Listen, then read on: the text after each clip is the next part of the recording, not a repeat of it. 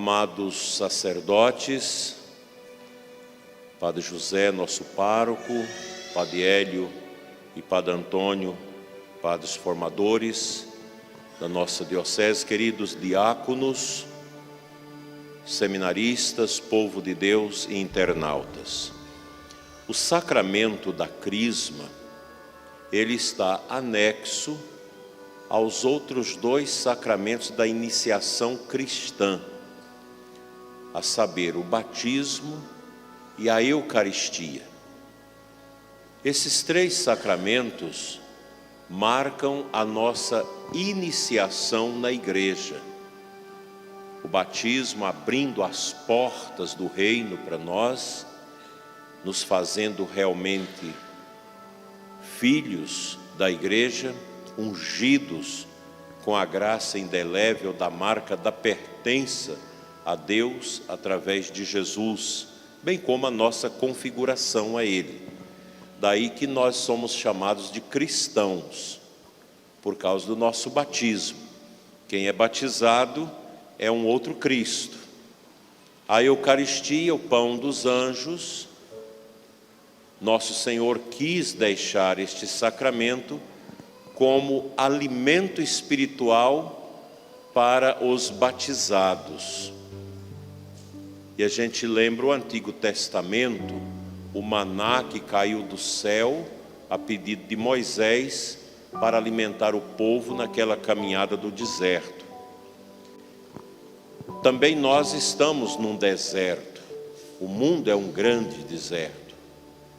O cristão precisa desta fortificação do seu batismo com a Eucaristia para atravessar esse deserto e alcançar a vida eterna. A crisma é um sacramento do Espírito Santo que fortalece o nosso batismo, que aprimora o nosso batismo, confirma o nosso batismo e nos dá a ciência daquilo que nós devemos realizar na nossa vida em favor da nossa salvação. Às vezes nós somos assim um pouco baratas tontas dentro deste mundo, a gente não sabe o que é certo, e se eu tenho o dom do Espírito Santo, que a crisma imprimiu em mim, eu tenho também o discernimento para saber o que é certo e o que é errado. Nos nossos tempos, há uma distorção na compreensão do ser humano, que diz, fulano é bandido, fulano é traficante, fulano está preso, é vítima da sociedade, a consciência dele foi deformada por causa do ambiente. Isso não é verdade. Toda pessoa humana tem uma consciência que você já nasce com ela, e dentro desta consciência nós já temos um código moral que nos atesta o que é o certo e o que é o errado. Quem quer escolher o errado vai pelo caminho do erro. Quem quer escolher o que é certo vai pelo caminho do certo. Eu conheço pessoas extremamente santas que vieram de famílias que nem rezam, mas no meio daquela confusão despertou um filho que quer Deus, que quer a igreja, que quer a verdade. O que é isso? Consciência. Ele abriu-se à consciência e por isso recebeu todo esse influxo do Espírito para se tornar uma pessoa boa. Ninguém pode dizer, fulano não tem consciência, não sabe o que está fazendo. Só se você estiver bêbado ou sob efeito de drogas. Mas do contrário, o pior bandido que está preso lá na cadeia, ele tem consciência do que é certo e do que é errado. Eu já fiz esse teste, indo aos presídios, conversando com os presos, inclusive presos perigosíssimos. Eles têm essa consciência, não, eu estou errado, só que eu não quero sair do erro, me dizia um. Eu acostumei nisso, mas eu sei que eu estou errado. mas eu quero viver assim. É difícil. Aí é uma consciência viciada, deturpada por uma vontade errônea que não obedece à verdade. O Evangelho de hoje fala-nos da verdade. Jesus veio inaugurar para nós a verdade que é Deus. Se eu não entendo que Deus é a verdade da qual depende toda a nossa vida, eu não terei uma consciência do que é a verdade. A verdade é Cristo, a verdade é Deus, a verdade não sou eu, a verdade não é o mundo, a verdade é Deus. O princípio vital, fundante da verdade é Deus. Deus é o princípio da verdade. E quem revela isso para nós é o Espírito Santo. Nós escutamos a leitura de hoje, de Atos dos Apóstolos, capítulo 2, que fala da vinda do Espírito Santo. Todos ali, de diversos países, diversas línguas, escutavam os apóstolos falando como se fosse na sua própria língua. É um dom do Espírito Santo. O Espírito Santo une as línguas e coloca as pessoas na compreensão do mesmo caminho. O pecado, ao contrário, as obras do demônio formam um movimento inverso. Se a gente lembrar lá da Babel, lá no Antigo Testamento, que todos falavam a mesma língua e quiseram fazer uma torre para dominar o mundo, a soberba entrou no coração deles e de repente eles não se compreendiam na mesma língua, porque ali estava o orgulho, estava o demônio, Satanás, que divide, falando na mesma língua e não se entendiam. O mestre de obra pedia cimento, o outro trazia madeira, pedia um prego, o outro trazia uma pedra. Virou bagunça, o projeto morreu, não foi adiante. Pentecoste é o contrário. Gente de todos os cantos, cada um com a língua mais estranha do que a outra, e se entendiam na linguagem do amor que o Espírito Santo planta em nós. Como isso é maravilhoso! O Espírito Santo, dom de Deus, terceira pessoa da Santíssima Trindade, nos convence da verdade e dos nossos pecados. Ninguém é capaz de confessar verdadeiramente se não tivesse essa conversão, esta consciência que o Espírito Santo coloca dentro de nós, para que nós sejamos da verdade. A palavra de Jesus, João 8,32, ela é fundamental. Conhecereis a verdade e ela vos libertará. Quem conhece Deus, quem conhece Jesus, é liberto pela verdade de Cristo. A igreja, ela é um sopro do Espírito de Pentecostes. Cristo Jesus quis estabelecer a sua igreja. E durante o seu ministério, ele o fez. Desde o seu batismo no Jordão, as suas pregações, os fatos, os feitos de Jesus, cristalizaram a igreja desejada por ele. A igreja que é a sua túnica. Nós não somos a igreja, nós somos os filhos da igreja. Pelo nosso batismo, nós vamos sendo enxertados nessa bonita túnica de Cristo, que é a sua igreja, onde cada um é um fiozinho, para formarmos o corpo de Cristo, a santa igreja de Deus. E essa igreja, ela é amadurecida e fortalecida para o combate dentro do mundo com Pentecostes. Jesus disse: eu vou, mas virá o Consolador, que vos dará força, e sereis minhas testemunhas até o fim do mundo. E no Pentecostes, quando todos reunidos no cenáculo, cumpriu-se a promessa. A promessa do Espírito Santo, ela já é no Antigo Testamento também feita por Deus. Lá no profeta Ezequiel, Deus fala que enviará o Espírito. O profeta Joel também. E isso se concretiza nos Atos dos Apóstolos, quando Jesus cumpre sua promessa e envia o Espírito Santo. Naquele momento, os apóstolos perderam o medo, os discípulos acabaram a angústia, e todos saíram a evangelizar, a testemunhar. Ali começa a missão da igreja, o apostolado da igreja. E a nossa Santa Igreja vai sendo difundida por todos os cantos da terra, graças ao Espírito Santo. Quem é o dono da igreja? É Cristo. Quem que impulsiona a igreja? O Espírito dele. É o Espírito Santo que move a igreja.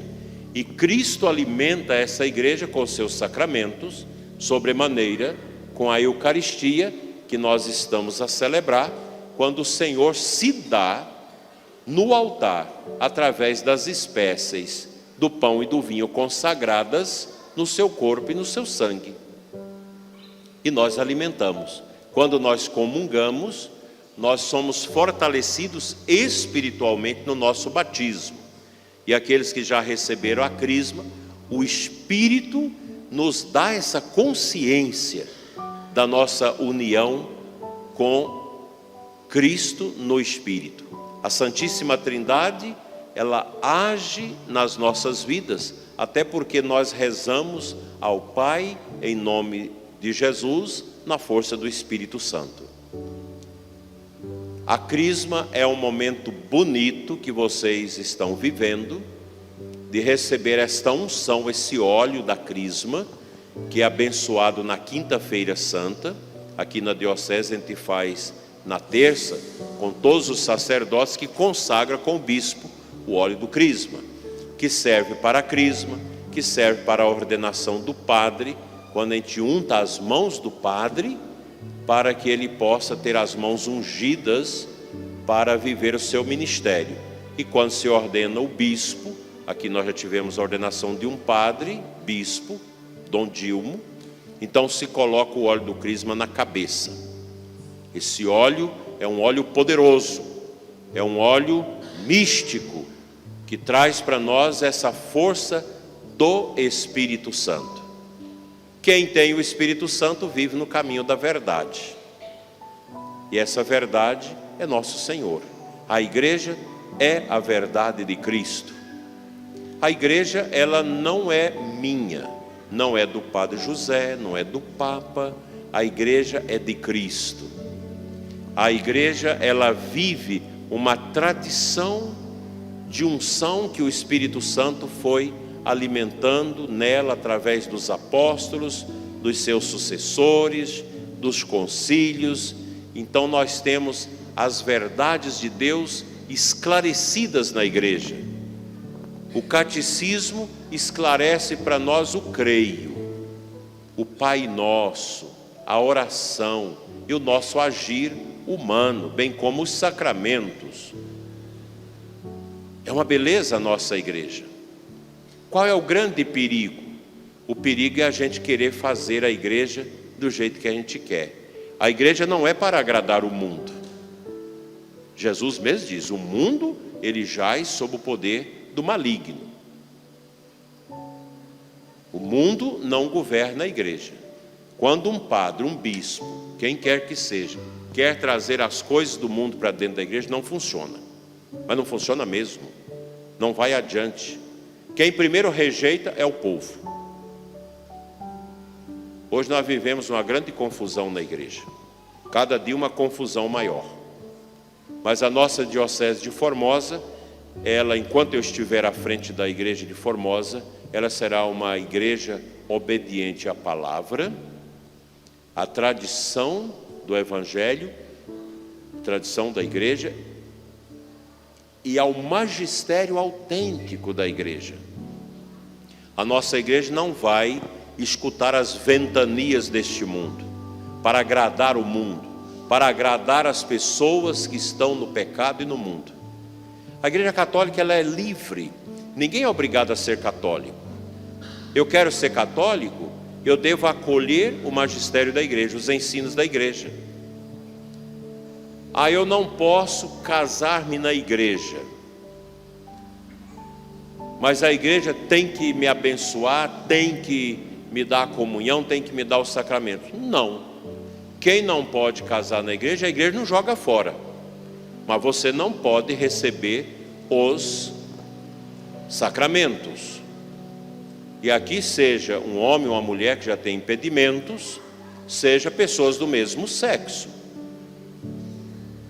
Nós não podemos sacramentalizar isso. Chega uma pessoa que já casou na igreja e quer com a outra pessoa para casar na igreja, não pode. O tribunal da igreja pode ver se aquele casamento foi válido. Chega duas pessoas do mesmo sexo que quer casar na igreja, não pode, porque não combina com a Sagrada Escritura. Ah, mas eu quero ser católico. Tudo bem, você pode ser católico, mas você não pode receber esses sacramentos, porque a sua vida não tem como ser legalizada. Ah, eu quero uma bênção. Muitos parentes meus que não podem casar na igreja, que ajuntam, que têm esses problemas, já me pediram a bênção. Eu não posso abençoar a união de vocês. Eu não posso. Vou rezar por vocês, com certeza. Vou pedir a Deus que a casa de vocês seja alcançada pela luz dele, que vocês tenham um caminho que um dia possa chegar ao altar de Deus. Outro dia eu achei interessante, em Formosa, uma senhora que ficou viúva com 56 anos, os filhos já todos encaminhados, e ela chegou para mim e falou: Dona Adair, eu encontrei um velho muito bom e eu quero me unir a ele. Falei: ótimo, vamos organizar, vocês vão fazer a preparação e a gente casa você. Não, mas ele não pode casar. E como assim? Não, ele já foi casado. Bom, então não tem como. Ah, mas o senhor podia dar um jeito, porque eu não quero ficar sem a comunhão. Falei: o jeito, minha filha, é você, ou você escolhe a hóstia consagrada, ou escolhe o velho. Você tem que fazer a escolha. E ela: qual que é o certo? Falei: a hóstia. Ah, então vou escolher a hóstia. Terminou, e depois veio me dizer: terminamos, eu fico com Jesus Eucarístico. É assim que tem que fazer. Nós temos 3 casais na diocese que vivem o casamento josefino. São casais com filhos. Tem um casal que tem 4 filhos. Eles passaram a morar juntos, porque uma parte é casada na igreja, mas não tinha consciência do que é igreja. Tiveram os filhos, e aí depois, participando de algumas coisas na igreja, descobriram que estavam em situação irregular de pecado. Não tem como arrumar. O padre orientou: olha, não tem como, o único caminho de vocês é o casamento josefino, vocês viver separados e criando os filhos. E eles estão tentando, porque não tem outro caminho. Quiseram ficar junto com os filhos, então separaram e vive a santidade, a castidade. Isso é fácil? Não. É possível? Sim, porque é a verdade. Se você se abre ao Espírito Santo, então você vai compreender, porque a hóstia consagrada, ela vale mais do que tudo. Quando a igreja de Notre-Dame da França pegou fogo, eu tinha passado lá há pouco tempo, então as pessoas da excursão começaram a passar áudios para mim, algumas chorando, angustiada, porque a igreja de Notre-Dame, de quase 1000 anos, estava ali acabando em chamas, parece que um atentado. Eu disse: não precisa você desesperar, uma hóstia consagrada vale mais do que a igreja de Notre-Dame, vale mais do que tudo isso aqui. Uma hóstia consagrada vale mais do que tudo. Então a nossa alegria é Cristo, porque Cristo é a verdade. Quem não está de acordo com a igreja não pode querer exigir da igreja que a igreja resolva as suas situações, como os políticos resolvem as coisas da sociedade. Não é assim. A Igreja Católica não é uma instituição de ajeitamentos, de jeitinhos. Não, ou é ou não é. Então a nossa diocese, nós respeitamos todas as pessoas, acolhemos quem quer entrar na igreja. Os sacramentos é uma outra conversa. Nem todas as pessoas podem receber os sacramentos. Se há impedimento, não pode. Eu não posso dizer para as pessoas que elas nunca vão comungar. Aqui na diocese eu já tenho dado autorização para alguns casais de segunda união comungar. Em que situação? Velhice. Outro dia um senhor falou: olha, eu tenho a minha velha, está com câncer, está na cama, o senhor podia fazer uma visita. Perguntei sobre o casamento. Não, nós somos casados só no civil, porque eu tive um outro casamento, a minha primeira mulher é viva, e não teve jeito de anular meu casamento, eu sou casado só no civil com ela. Então fui lá visitá-la, com câncer, ali na cama, vivendo ali como dois irmãos. Atendi a confissão dela, dei a unção para ela, atendi a confissão dele, também já idoso, dei a unção e liberei para comungar, porque eles já não usam mais o casamento, eles já não têm mais condição de ter o conúbio carnal, a relação sexual, vivem como irmãos, ele ajudando a ela. Então nesses casos o bispo discerne, porque é uma situação natural, já não tem mais condição de viver aquele pecado que impedia a santa comunhão. As coisas na igreja têm que ser claras. Agora, eu não posso, a todo mundo pode comungar, todo mundo pode comungar,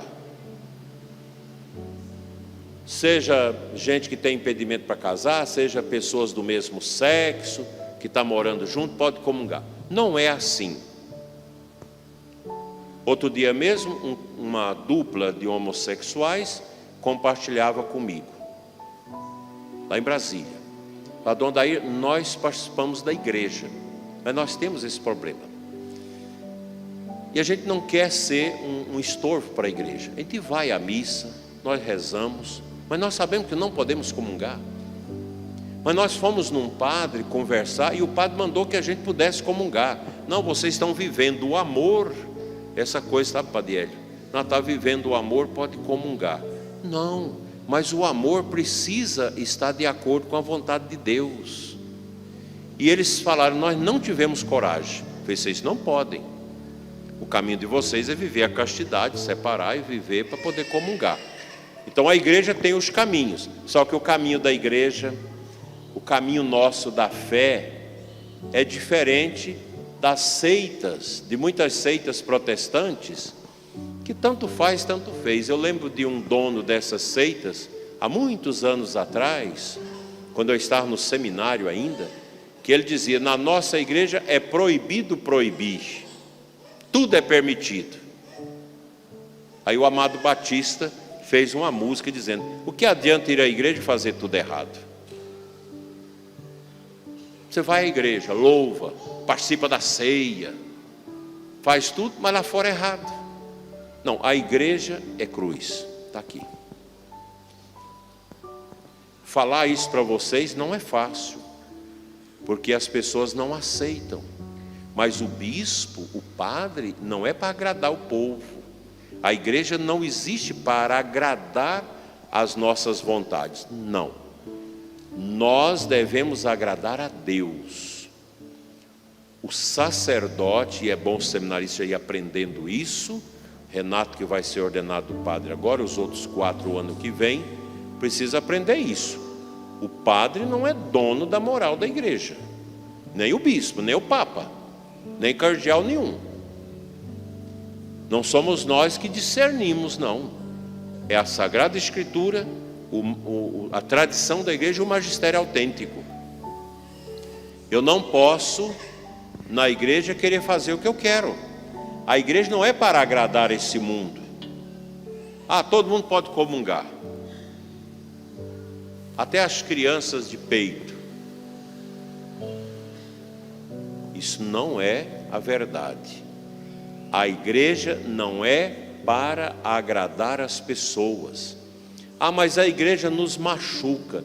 Exatamente. A igreja nos machuca para sermos santos. Olha que coisa bonita. Ah, eu quero ser padre. Você vai ser padre, mas você tem que abraçar o celibato. Você não pode ser casado. Você tem que renunciar. É fácil? Não. Aí eu quero casar, mas eu quero viver o meu casamento só 10 anos, depois eu termino rumo a outra mulher. Não, o casamento é para a vida toda. Daí a igreja exige a preparação, você prepara e casa para durar a vida toda. Estou falando isso que eu lembro sempre de um caso. Eu era padre novo, querendo escutar coisas boas, a gente escutava cada asneira. Eu tentando salvar um casamento na paróquia, 10 anos de casados. Quando foi 1h da manhã, o pelejante tinha vindo da roça, ainda fui atender esse casal, e briga para lá, e briga para cá, e vai, e vem, orienta, reza. 1h da manhã, ele falou para mim: padre, deixa eu te dizer uma coisa, não adianta, eu quando casei com ela, eu fiz a intenção de viver só 10 anos, porque eu sou mais velho que ela 12 anos. Eu falei, eu vou viver 10 anos com ela, eu vou arrumar uma outra mais nova para viver comigo. Então, esse é o meu propósito. É um homem que debochou de Deus. Largou, arrumou outra e depois tristemente morreu de acidente 6 anos depois. E morreu no pecado grave, amigado com outra mulher, mentiu para a igreja. Não, isso não é ser católico. O católico é da verdade, e nós somos da verdade. A igreja não precisa ter medo de dizer a verdade para as pessoas, porque a verdade liberta.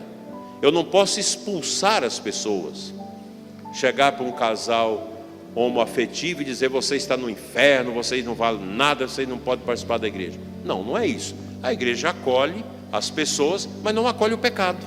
Santo Agostinho: você acolhe o pecador, mas não acolhe o pecado. E você dá o caminho.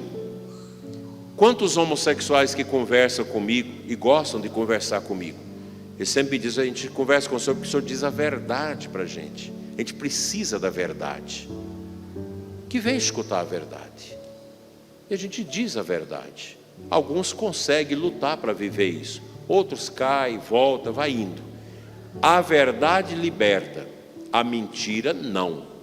A igreja quer nos levar para o céu, e o caminho do céu, meus irmãos, é o caminho dele, é o Calvário, é a dor. Mas como eu vou viver isso? Vivendo o Espírito Santo. Como que eu vou viver minha castidade? Os jovens perguntam, as meninas: como eu vou guardar minha virgindade, se hoje os rapazes não querem mais um namoro cristão? Reze, é preferível você morrer virgem a entregar sua virgindade no pecado.